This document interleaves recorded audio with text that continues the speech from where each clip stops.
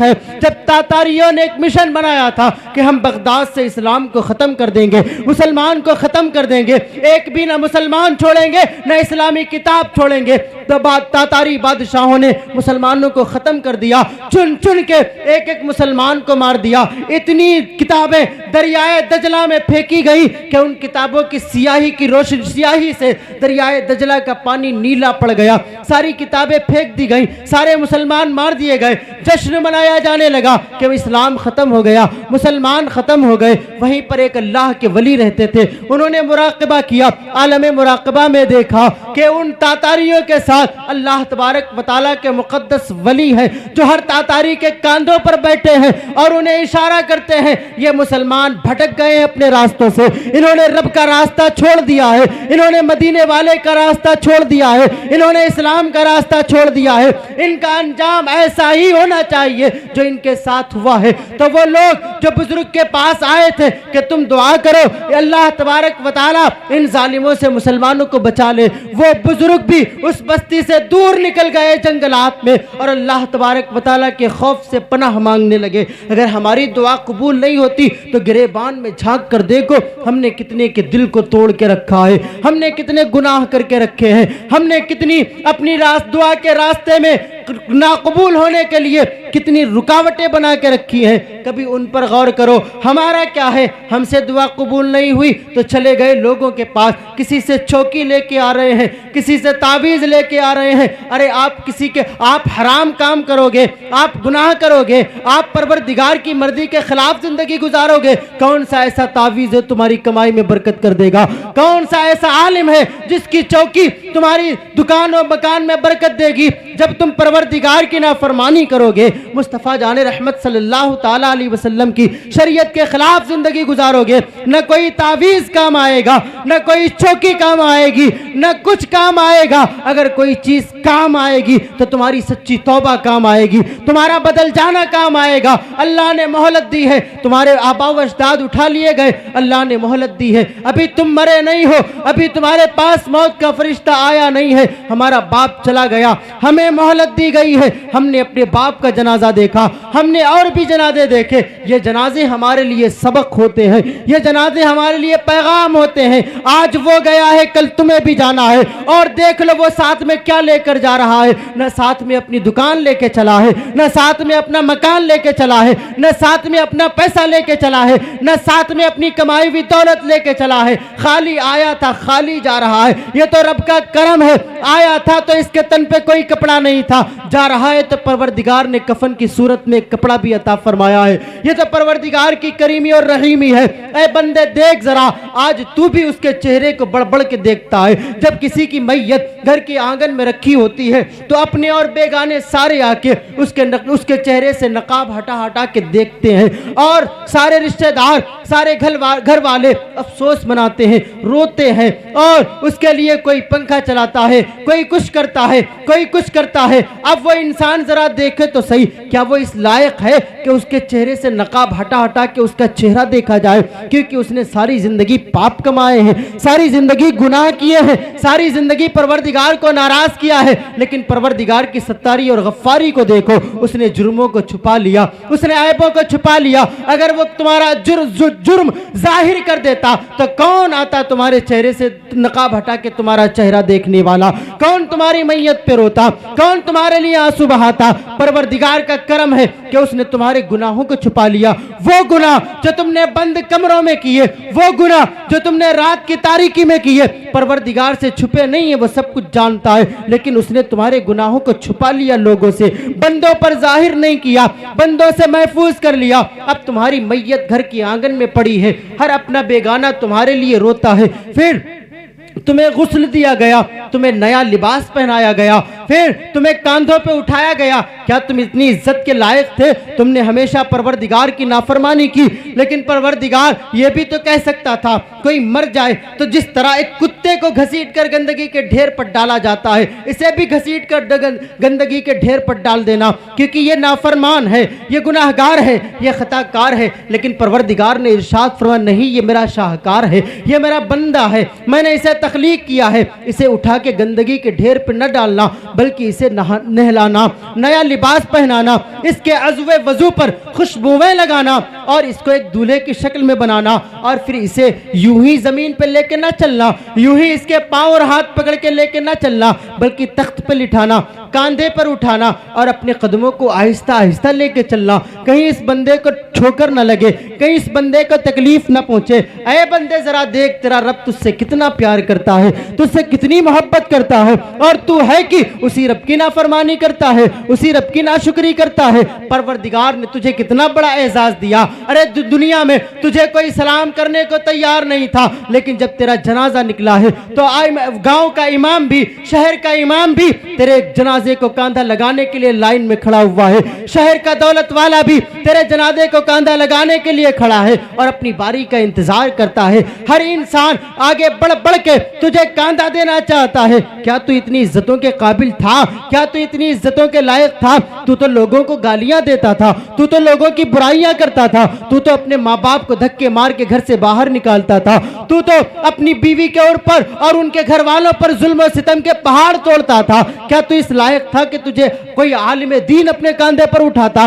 کیا تو اس لائق تھا کہ تجھے کوئی آل رسول اپنے کاندھے پر اٹھاتا؟ لیکن یہ تیرے رب کا تجھ پر احسان ہے بندے کہ اللہ تعالیٰ نے تیرے جرموں کو چھپا لیا، تیرے عیبوں کو چھپا لیا۔ پھر اور آگے چل، تو زندگی میں تو کبھی نہیں آیا پروردگار کے گھر میں، لیکن پروردگار کے گھر کے سامنے تیری میت کو رکھا گیا اور تجھے بتایا جا رہا ہے اے پروردگار، اے بندے یہ مسجد تیرے لیے زندگی میں کتنی ضروری تھی، من زندہ رہتے نہیں آیا لیکن دیکھ آج لایا گیا ہے تو صرف چوکھٹ تک رکھا گیا ہے، اندر جانے سے تجھے محروم کر دیا گیا ہے، اندر جانے سے تجھے روک دیا گیا ہے۔ اب تو اپنے قدموں سے چل کے جانا بھی چاہے تو نہیں جا سکتا، کیوں؟ کیونکہ اب تیرے پیروں سے چلنے کی طاقت چھین لی گئی ہے۔ اب اگر تو سجدہ کرنا بھی چاہے تو نہیں کر سکتا کیونکہ اب تیری روح کو تیرے وجود سے نکال لیا گیا ہے۔ اللہ اکبر کبیرہ۔ پھر کہا گیا کہ اسے یوں ہی کسی تالاب میں نہ پھینک دینا، چند لکڑیوں کے گٹر پہ رکھ کے اس کی لاش کو آگ نہ لگا دینا بلکہ اس کے لیے ایک پیارا سا گھر تیار کرنا، زمین میں خوبصورت بنانا اور اس میں مٹی کا اس میں کنکر و پتھر کے ذرات جانے سے بھی محفوظ کر لینا، پھر اس میں خوشبوئیں چھڑکنا، پھر اس میں گلاب کے پانی چھڑکنا، پھر آہستہ آہستہ اس کو اس کے گھر میں اتارنا، پھر پٹرے رکھنا، مٹی ڈالنا محبت کے ساتھ، پھر اس کے لیے دعائیں مغفرت کرنا۔ اے بندے بتا کیا تو اتنی عزت کے قابل تھا؟ نہیں، لیکن پروردگار تجھے پسند اتنا فرماتا ہے، تجھ سے پیار اتنا فرماتا ہے کہ وہ تیرے لیے یہ سارا کچھ کرنے کا حکم اپنے بندوں کو عطا فرماتا ہے۔ میری زندگی کا تو یہ عالم ہے کہ مجھ پر آگ برسائی جائے تو کم ہے، میرے گناہ زیادہ ہیں، مجھے زمین اپنے اندر سمو لے تو کوئی حیرت والی بات نہیں ہے، میرے وجود کی ایک ایک بوٹیاں کاٹ کے الگ کر دی جائیں پھر بھی میں ایک گناہ کا بدلہ پورا نہیں کر سکتا۔ اللہ اکبر کبیرہ۔ لیکن زندگی کا عالم یہ ہے کہ میں ہنس بھی لیتا ہوں، میں رشتہ داریاں بھی نبھا لیتا ہوں، میں سب کچھ کرتا ہوں، میرے گناہ مجھے یاد نہیں آتے۔ حضرت امام جعفر صادق کون ہے؟ حضرت امام حسن کی بیٹے، حضرت امام حسین کے بیٹے، حضرت امام زین العابدین کی سگی اولاد ہے، حضرت امام زین العابدین کی سگی اولاد حضرت امام باقر ہیں، ان کے بیٹے حضرت امام جعفر صادق رضی اللہ تعالیٰ عنہ ہیں۔ آپ نے زندگی میں کبھی تازہ پانی نہیں پیا، کبھی ٹھنڈا پانی نہیں پیا، کیوں؟ اللہ تبارک و تعالیٰ سے ڈرتے اتنا تھے، اللہ تبارک و تعالیٰ کا خوف اتنا تھا، اللہ تبارک و تعالیٰ سے انہیں ڈر اتنا تھا۔ اللہ اکبر کبیرہ۔ نبی کے گھر کے پھول ہیں، نبی کے گھر کے شہزادے ہیں، نبی کے گھر کے بیٹے ہیں، ان کے جد اعلیٰ کے صدقے اللہ نے کائنات بنائی ہے، لیکن خوف کا عالم یہ ہے، فرماتے میں نے زندگی بھر کبھی ٹھنڈا پانی نہیں پیا، تازہ پانی نہیں پیا، کہیں ایسا نہ ہو کل قیامت کے دن پروردگار مجھ سے حساب لے لے، مجھ سے حساب لے لے۔ اللہ تعالیٰ 3 چیزوں کا حساب قیامت کے دن نہیں لے گا۔ ستر عورت چھپانے کے لیے جتنے کپڑے کی ضرورت ہوتی ہے اتنے کپڑے کا حساب نہیں لے گا۔ پیٹ کو انسان اپنے جسم کو جتنے کھانے سے اس کی بھوک مٹ سکتی ہے اور اس کا وجود برقرار رہ سکتا ہے اتنے کھانے کا حساب نہیں لے گا، اور پینے والے پانی کا حساب نہیں لے گا۔ 3 چیزوں کا قیامت کے دن اللہ تبارک و تعالیٰ اپنے بندے سے حساب نہیں لے گا، لیکن پھر بھی یہ لوگ اللہ تعالیٰ سے اتنا ڈرتے ہیں، اتنا خوف کرتے ہیں۔ میری اور آپ کی اوقات کیا ہے؟ ہم رب کو ناراض کرتے ہیں، لیکن پروردگار ہم سے پیار کرتا ہے، ہمارے عیبوں کو چھپاتا ہے، जनाजा पड़ा होता है, हमारी मैयत पड़ी है, हमारे बाप की मैयत पड़ी है, हमारे रिश्तेदारों की मैयत पड़ी है। एक बीवी जो अपने शौहर से बड़ा प्यार करती है, शौहर की खातिर घर छोड़ के आई, शौहर की खातिर बाप को छोड़ा, शौहर की खातिर माँ को छोड़ा, बहन भाई को छोड़ा, अपना गांव छोड़ा। अब जब उसके शौहर की लाश पड़ी है घर के आंगन में, वो बड़ा अपने शौहर से प्यार करती है। मैं उससे पूछना चाहता हूँ, ऐ औरत, तू अपने शौहर से बड़ा प्यार करती है तो अपने शौहर के साथ कब्र में उतर क्यों नहीं जाती? तू अपने बेटे से बड़ा प्यार करती है माँ, तो अपने बेटे के साथ कब्र में उतर क्यों नहीं जाती? तू किसी के साथ बड़ा प्यार करता है तो उसके साथ तू भी कब्र में उतर क्यों नहीं जाता? तो जवाब आता है कि इसका काम यहीं तक था, हमारा साथ यहीं तक था, अब इसका रास्ता अलग है, मेरा रास्ता अलग है। यानी देख लो, तुम्हारे छाने के बाद तुम्हारी बीवी की, अब तुम्हारी अपनी बीवी की बोली तुम्हारे ताल्लुक से किस तरह की है, तुम्हारे अपने बेटे की बोली तुम्हारे अपने ताल्लुक से किस तरह की है, तुम्हारे अपने दोस्त की बोली तुम्हारे अपने ताल्लुक से किस तरह की है। तुम्हारे साथ कोई भी कब्र में उतरने को तैयार नहीं है, तुम्हारे साथ कोई भी अब कब्र में जाने को तैयार नहीं है। अब तुम्हें लोग मुर्दा कहते हैं, अब तुम्हारा नाम भी खत्म होता जा रहा है। अभी तक तुम अब्दुस सुबहान थे, अभी तक तुम मकासिद थे, अभी तक तुम फला थे, लेकिन अब मर गए। अब हर कहने वाला कहता है कि मुर्दा है, अब हर कहने वाला कहता है कि मैयत है। तुम्हारा नाम मिटता जा रहा है। तुमने इसी नाम कमाने के लिए परवरदिगार को नाराज किया, देखो ये नाम मिटता जा रहा है। तुम्हारे घर के दरवाजे पर जो बोर्ड लगा था कि फला का घर है, तुम मर गए, अभी कुछ दिन गुजरे थे, बोर्ड भी उखाड़ दिया गया, अब वहां पर किसी और ने अपने नाम का बोर्ड लगा दिया। वो अलग बात है, तुम्हारे अपने बेटे ने लगाया हो, तुम्हारे अपने किसी घरवाले ने लगाया हो, लेकिन देख लो तुम्हारा नाम किस तरह खत्म होता जा रहा है, तुम्हारा नाम किस तरह मिटता जा रहा है।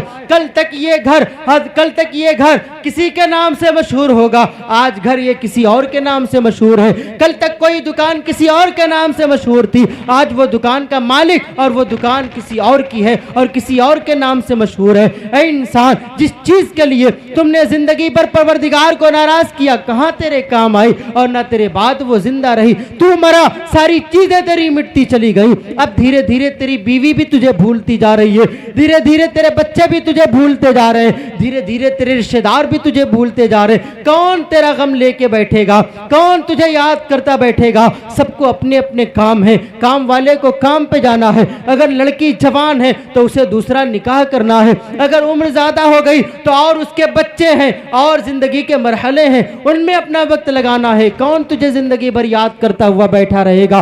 कौन जिंदगी भर तेरे लिए अपनी कुर्बान करेगा? ऐ इंसान, ये सब बदल जाएंगे दुनिया वाले, ये सब तेरे खिलाफ हो जाएंगे दुनिया वाले, तेरा कुछ नहीं रहेगा, सब औरों का हो जाएगा। गौसे आदम रदी अल्लाह ताला अन्हु फरमाते हैं, मकान तू बनाए रहा है लेकिन इसमें बसेगा और रहेगा कोई और, मगर हिसाब तुझे देना होगा।